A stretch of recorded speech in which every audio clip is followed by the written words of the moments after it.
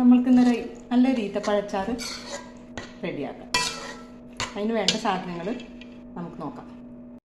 അങ്ങനെ നമ്മൾ ഈത്തപ്പഴച്ചാറ് റെഡിയാക്കാനായിട്ട് ഈത്തപ്പഴമൊക്കെ കഴുകി കുരുവൊക്കെ എടുത്തിട്ട് ഞാൻ വെച്ചിട്ടുണ്ട്. പിന്നെ അതിലേക്ക് വേണ്ടത് ഇഞ്ചി, വെളുത്തുള്ളി, വേപ്പിൻ്റെ ഇല, പച്ചമുളക്, ഇതൊക്കെ ഞാൻ ചെറുതായിട്ട് അരിഞ്ഞ് വെച്ചിട്ടുണ്ട്. പിന്നെ വേണ്ടത് പുളി ചുടുവെള്ളത്തിൽ ഞാൻ പിഴിഞ്ഞിട്ട് എടുത്തതാണ്.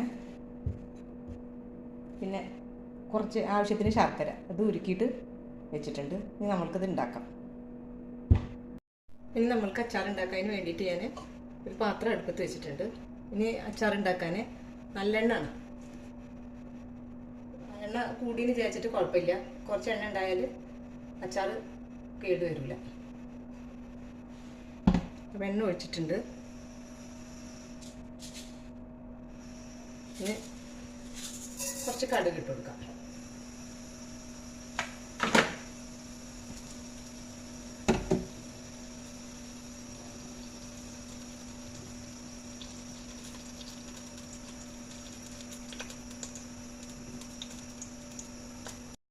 കടുക് പൊട്ടി വരുമ്പോൾ കുറച്ച് ഉലുവ ഇട്ട് കൊടുക്കുക. ഉലുവപ്പൊടിയാണ് ഇട്ട് കൊടുക്കേണ്ടത്. പക്ഷെ ഞാൻ ഉലുവ ഇട്ടിട്ടാണ് ചെയ്യല്.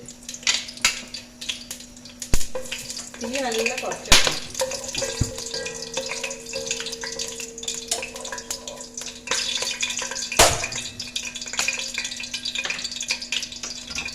അത് റെഡിയായി വരുമ്പോൾ വെളുത്തുള്ളി, ഇഞ്ചി, പച്ചമുളകും കൂടെ നന്നായിട്ട് വഴറ്റിയെടുക്കാം. തീ കുറച്ച് വെച്ചിട്ട്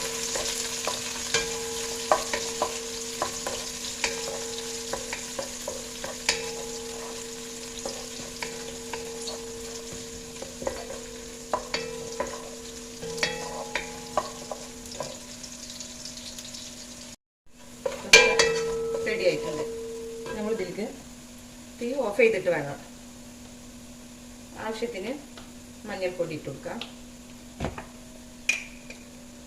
2 സ്പൂൺ മുളക് പൊടി. അച്ചാറിന് ഇച്ചിരി എരിവ് വേണമല്ലോ. ഇത് നല്ല എരിവുള്ള മുളകാണ്. അപ്പോൾ ഞാൻ 2 സ്പൂൺ ഇട്ട് കൊടുത്തിട്ടുണ്ട്. ഇനി നമുക്ക് നന്നായിട്ടൊന്ന് വഴറ്റിയെടുക്കാം. ചെറിയ തീ കത്തിച്ചാൽ മതി. എല്ലാം കരിഞ്ഞു. പിന്നെ നമ്മൾ എന്ത് ചെയ്യുക, വേപ്പിൻ്റെ ഇല ഇട്ട് കൊടുക്കാം.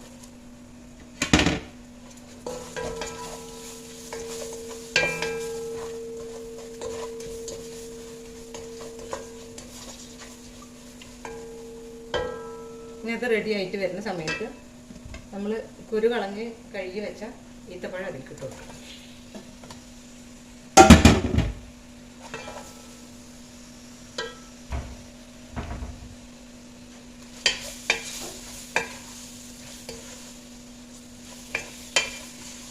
നന്നായിട്ടൊന്നത് വേവിച്ചെടുക്കണം. ഇത് വെന്ത് വരുന്നുണ്ട്. നമുക്ക് ആവശ്യത്തിനുള്ള ഉപ്പിട്ട് കൊടുക്കാം. ശർക്കര ഒഴിക്കണ കാരണം ശർക്കരയിൽ തരി ഉപ്പിൻ്റെ കണ്ടന്റ് ഉണ്ടാവുമല്ലോ. അപ്പോൾ അതിനനുസരിച്ചിട്ട് നമ്മൾ ഇട്ട് കൊടുക്കാൻ മതി.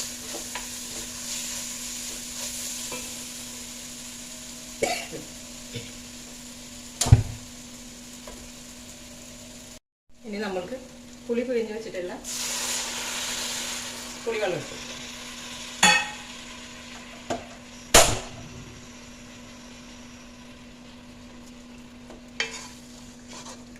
ഇതൊന്ന് ഈ പുളിവെള്ളത്തിൽ കിടന്നിട്ട് നല്ലോണം ഒന്ന് വെന്ത് ചേരും.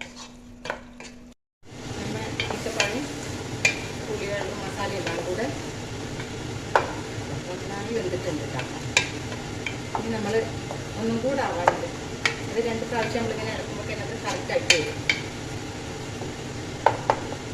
ഇനി നമ്മളെന്ത് ചെയ്യുക, ഇതിലേക്ക് ശർക്കര വെച്ചിട്ടുള്ള ഈ പാവ് ഒഴിച്ചു കൊടുക്കാം. അപ്പോൾ ശർക്കര മണ്ണ് ഒക്കെ കളഞ്ഞിട്ടാണ് ഞാൻ അരിച്ചു വെച്ചതാണ്.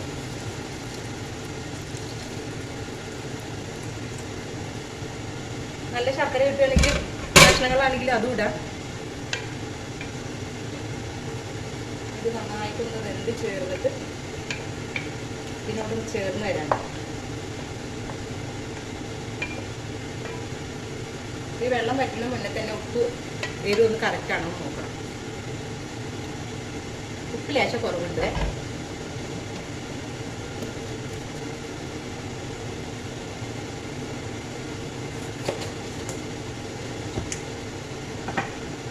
ഇച്ചിരി മുളക് പൊടിൻ്റെ കുറവുണ്ട്.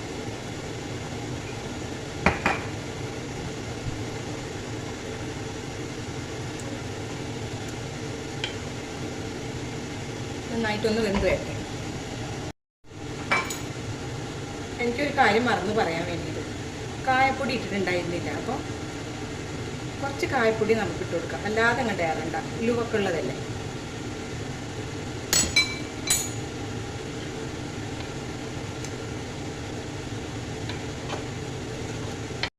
അങ്ങനെ നമ്മൾ ഈത്തപ്പഴച്ചാർ റെഡി ആയിട്ടുണ്ട്. ഇത് തിളക്കുന്ന സമയത്തെ കയ്യിലേക്കൊക്കെ നന്നായിട്ട് തെറിക്കും, അപ്പം അതൊന്ന് ശ്രദ്ധിക്കണം കേട്ടോ.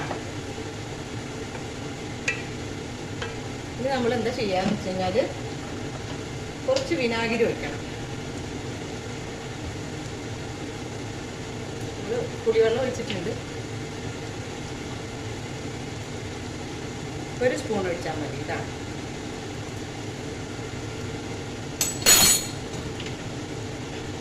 അധികം പുളി വേണ്ട, മധുരമുള്ള അച്ചാറല്ലേ.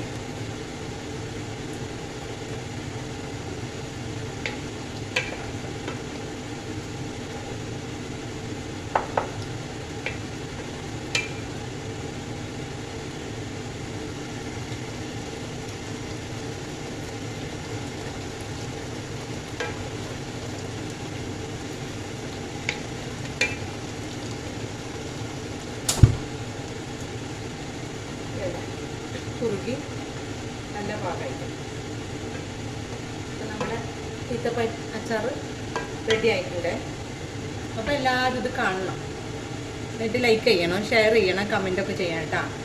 എല്ലാവരും എന്നെ സപ്പോർട്ട് ചെയ്യണം.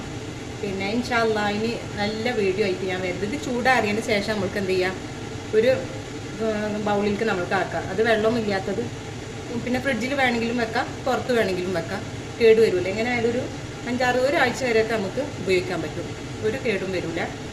പിന്നെ ഈ ചോറിലേക്ക് നന്നായിട്ട് ചേരും, ബിരിയാണിക്കൊക്കെ. അപ്പോൾ എല്ലാവരും ഒന്ന് ചെയ്ത് നോക്കണം. കുറച്ച് ഈത്തപ്പഴമെങ്കിലും വാങ്ങിയിട്ട് നമ്മളൊന്ന് ചെയ്ത് നോക്കണം കേട്ടോ. നല്ല അടിപൊളി ടേസ്റ്റാണ്, ഒന്നും പറയാനില്ല. അപ്പോൾ ചെയ്ത് നോക്കാം. ഇൻഷാ അല്ലാഹ് അടുത്ത നല്ല വീഡിയോസ് അയക്കാൻ വരുന്നുണ്ട്. അസ്സലാമു അലൈക്കും.